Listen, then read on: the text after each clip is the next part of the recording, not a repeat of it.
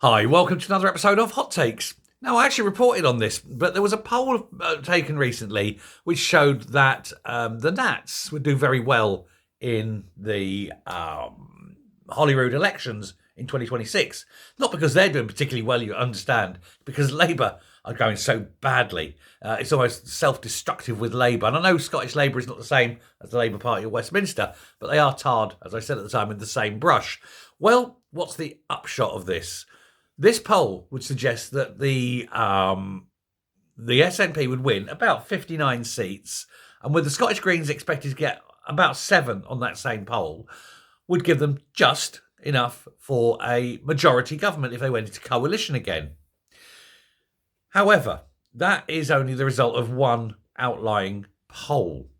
Reality is much worse because instead of getting about 34 or so percent of the vote that poll would suggest, the reality is, looking back at the last 29 by-elections since the general election, that in fact they would get about 29% of the vote, giving them, well, fewer than 50 seats. And even if they went into coalition with the Greens, they still wouldn't have a majority. Labour would actually benefit. They'd get slightly more seats. There'd be 2 fewer. They'd probably get somewhere in the region of 48 seats.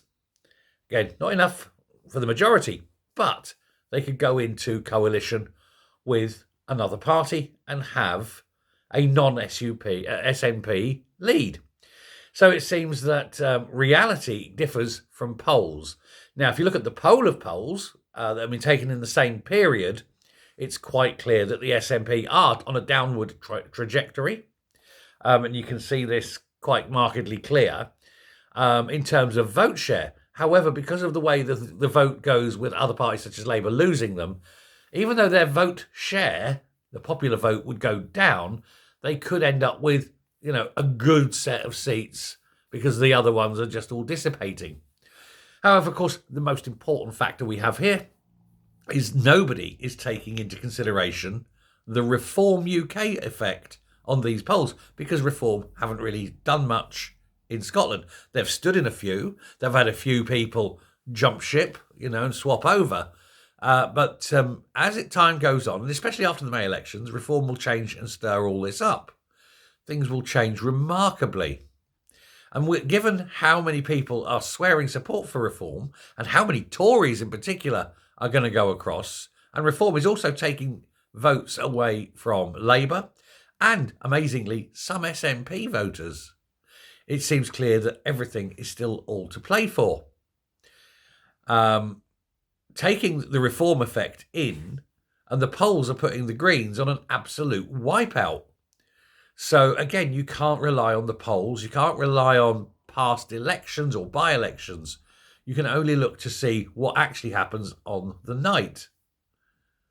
But it's that temporary bit of good news for the SNP, where they looked like they were going to get 59 seats, turns out to be, well, Scotch mist. It's at least 10 fewer. And by the time it gets to it, even more than 10 fewer. Suddenly, life isn't so rosy. Bless. Such is politics. Thanks a lot. Bye.